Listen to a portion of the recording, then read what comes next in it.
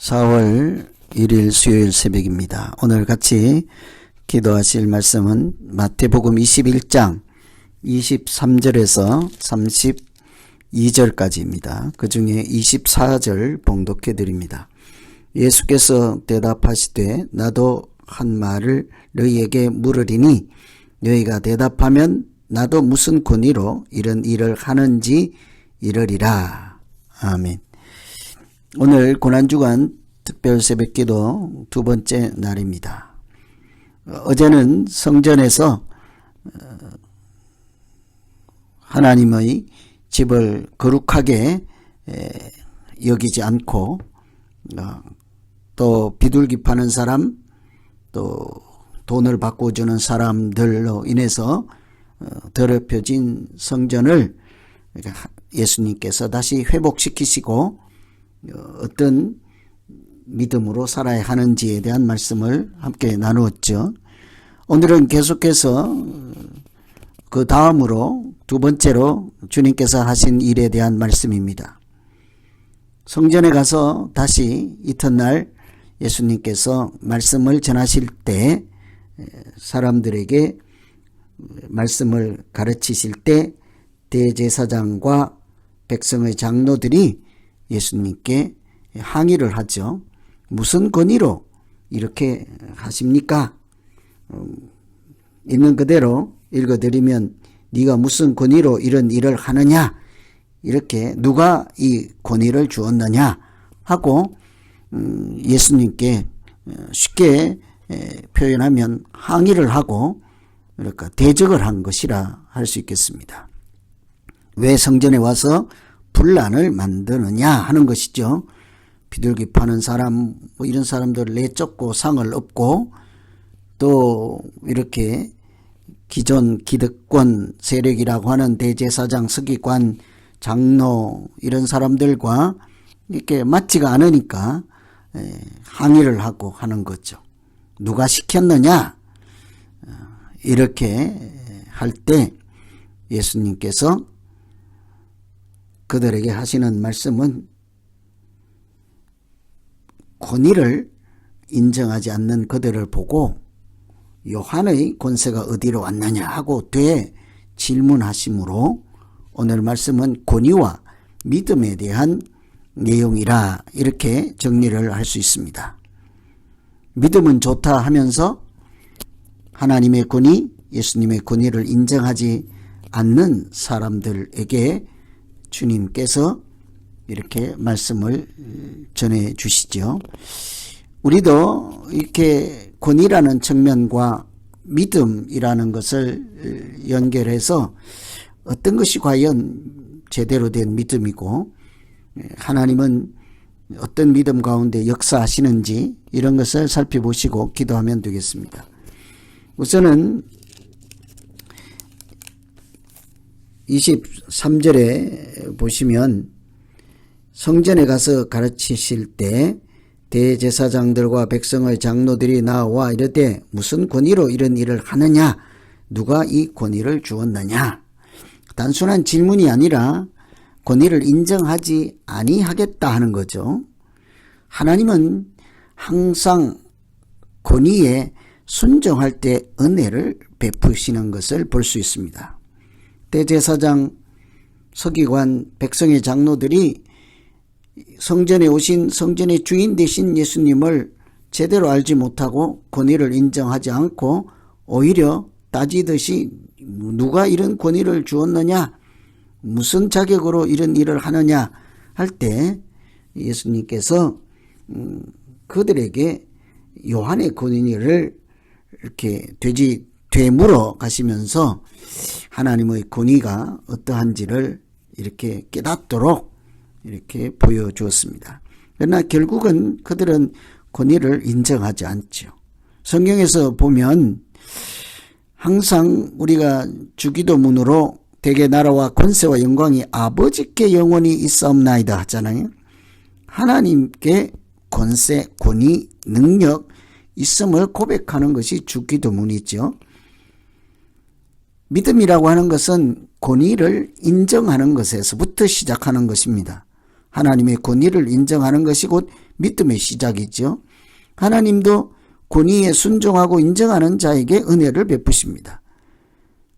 혈루병 환자가 예수님 뒤로 가서 아무 얘기도 하지 않고 이렇게 옷깃에 손을 대지 않습니까? 그럼 병이 낫죠. 백부장이 신하가 이렇게 아들이 병에 걸렸을 때에 그 집으로 가서 고치겠다 하니 집으로 가실 필요 없습니다. 백부장이 하는 소리가 가실 필요 없습니다. 말씀만 하시면 됩니다.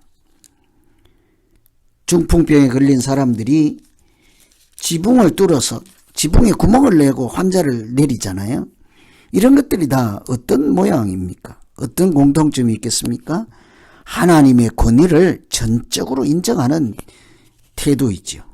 믿음 있는 모습이라는 거죠. 그때 권위를 인정하니까 올 필요도 없습니다. 가실 필요 없습니다. 그냥 내가 말로 할 필요도 없습니다. 옷깃만 스쳐도 하나님의 권위는 우리를 평안케 하시고 치료를 하시고 회복시키는 전능하신 하나님이십니다.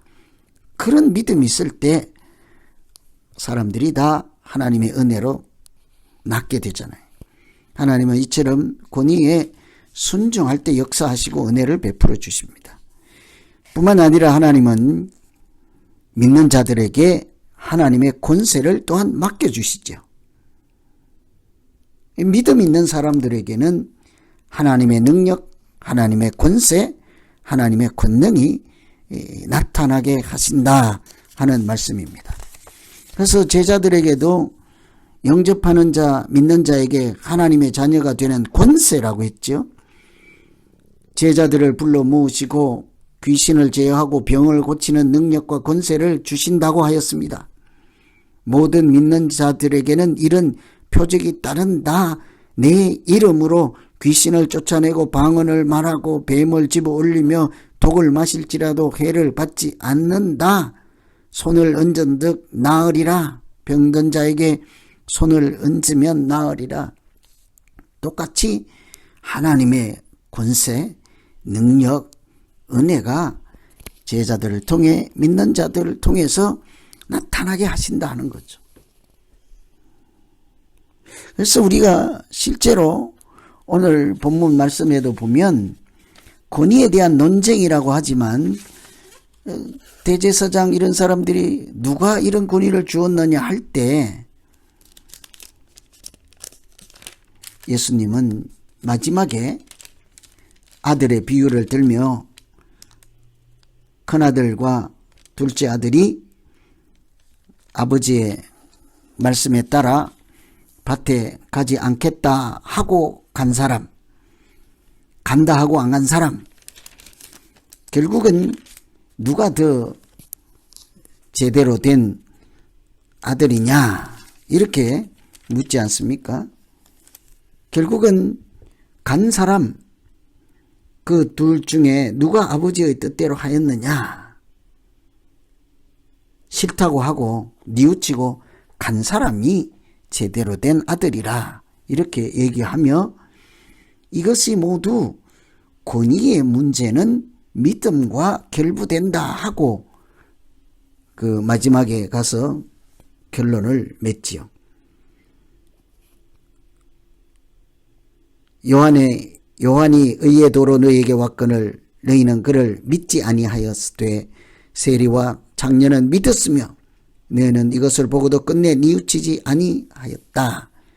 믿음과 연결시켜서 결론을 지으시며 예수님께서 현장에 왔어도 오신 것을 보고도 누가 군이냐 무슨 군이냐 따지는 너희는 믿음이 없는 자니라 이런 얘기를 하는 거예요. 그래서 오늘 우리가 예수님의 권위에 어떻게 하느냐가 우리의 믿음이 있고 없음이요. 예수님의 권위를 우리에게 주실 때 믿음으로 반응하고 순종할 때는 우리를 통해도 하나님의 역사와 은혜가 나타나게 하신다. 이런 말씀들을 깊이 생각하며 하나님 앞에서 또 특별히 하나님의 권세 앞에서 어떤 믿음으로 살아야 할지를 깊이 생각하시면서 오늘 기도하시면 되겠습니다. 우리 같이 한번 기도하겠습니다. 하나님 아버지, 성전에 오신 예수님을 보고도 그 권세를 인정하지 않고 따지고 대적하고 항의하는 자들에게 믿음이 없다 하시는 것을 보았습니다. 하나님, 우리가 전적으로 예수님 권세에 복종하고 순종하여 이렇게 말씀만 하셔도 된다 하는 그런 사람들 믿음처럼 순전한 믿음 되어서 은혜를 누리는 자들 되게 하시고 하나님이 형통케 하시는 자들 되게 하여 주시옵소서. 뿐만 아니라 우리에게도 하나님의 권세와 권능을 주신다는 사실을 기억하고 우리의 믿음 생활을 통해서 하나님께 영광을 돌리는 우리 모두 되게 하여 주시옵소서. 예수님 이름으로 기도합니다. 아멘.